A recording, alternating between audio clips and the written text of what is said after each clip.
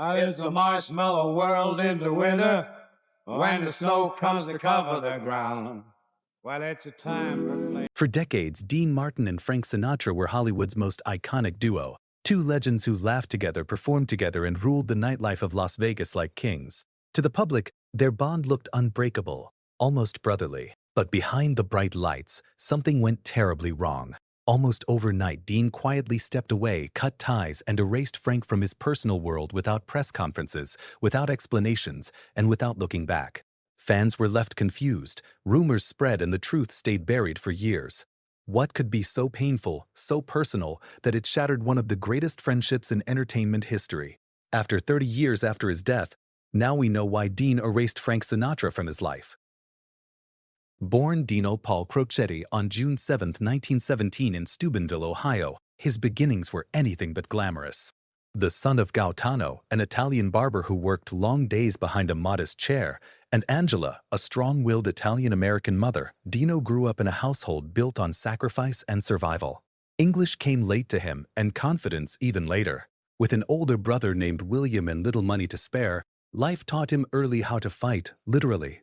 At just 15, he stepped into boxing rings under the name Kid Crochet, throwing bare-knuckle punches because tape and proper gear were luxuries he couldn't afford.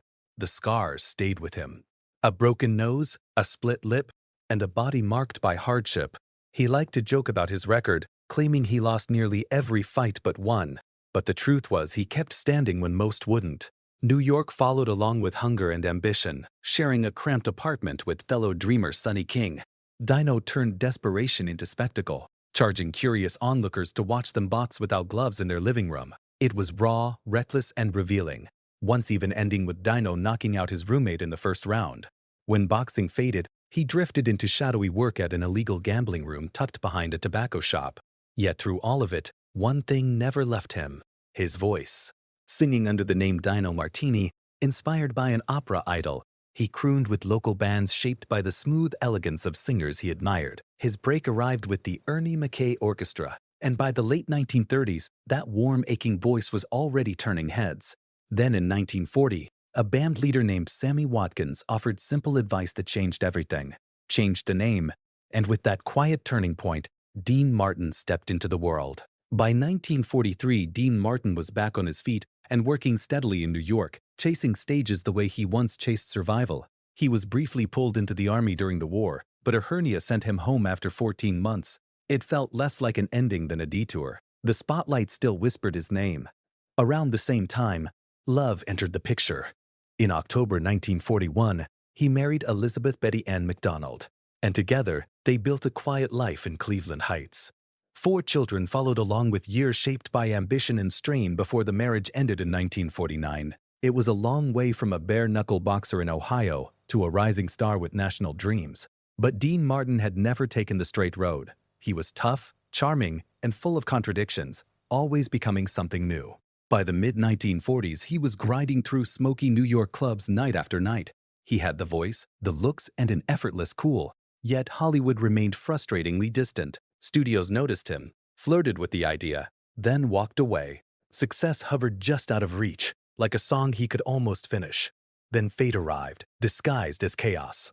In August 1944, while performing at the Glass Hat Club in the Belmont Plaza Hotel, Dean met a wild, unpredictable young comic named Jerry Lewis. Their first exchange was casual, almost forgettable, but something clicked. Two hungry performers recognized the spark in each other.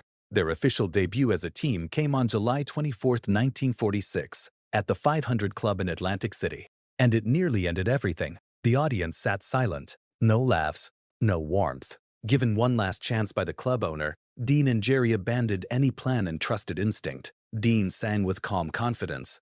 Jerry erupted into a controlled disaster, crashing the act like a human hurricane. The crowd exploded. In that moment, they discovered magic. From then on, Martin and Lewis were unstoppable. Their act was chaotic, playful, and alive, built on chemistry rather than polish. They teased, chased, interrupted, and laughed through every performance.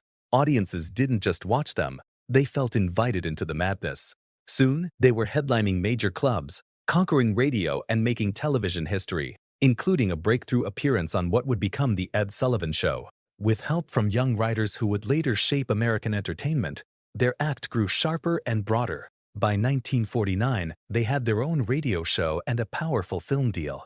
Fame followed quickly along with money and creative control unheard of at the time. Yet beneath the success, something fragile began to crack. Dean felt increasingly boxed into the role of straight man while Jerry thrived in the spotlight. Friendship quietly strained under ambition. On July 25, 1956, 10 years to the day after their rise, the curtain closed for the final time. The partnership ended, but its echo never faded.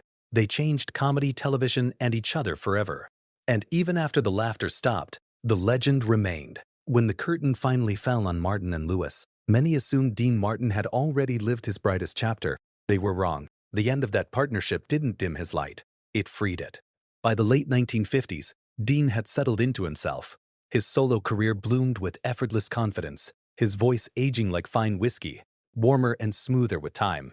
And standing nearby, glass in hand and mischief in his eyes, was Frank Sinatra. Dean and Frank had crossed paths years earlier, back when Dean was still fighting to be noticed. But it wasn't until 1958, while filming Sun Came Running, that their bond truly took shape.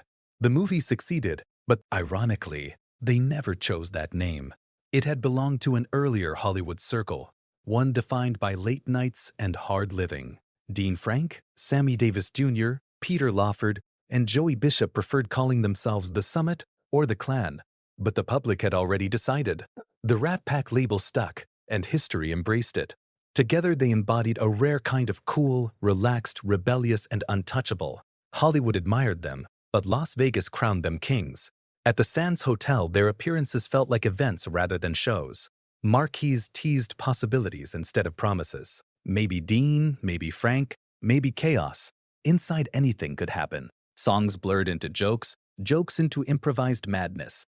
Dean would croon with a grin, Sinatra might interrupt mid-verse, Sammy would dance circles around them all while Lawford and Bishop kept the room roaring. They stood on stage in tuxedos, martinis in hand, trading insults like brothers who knew every weakness and loved each other anyway. Nothing was sacred, not Frank's romances, not Dean's drinking, not even Sammy's race or faith. Risky? Absolutely. But it was delivered with warmth, timing, and trust. Beneath the swagger lived something deeper. For all the swagger, the raised glass, and the effortless wit, Dean Martin was never just the carefree rogue he played so well. Beneath the tuxedo lived a devoted father, a man whose true center was his family. He had 8 children, but one held a particularly deep place in his heart, his son, Dean Paul Dino Martin. Born from his marriage to Jean Beeger, Dino seemed destined for greatness.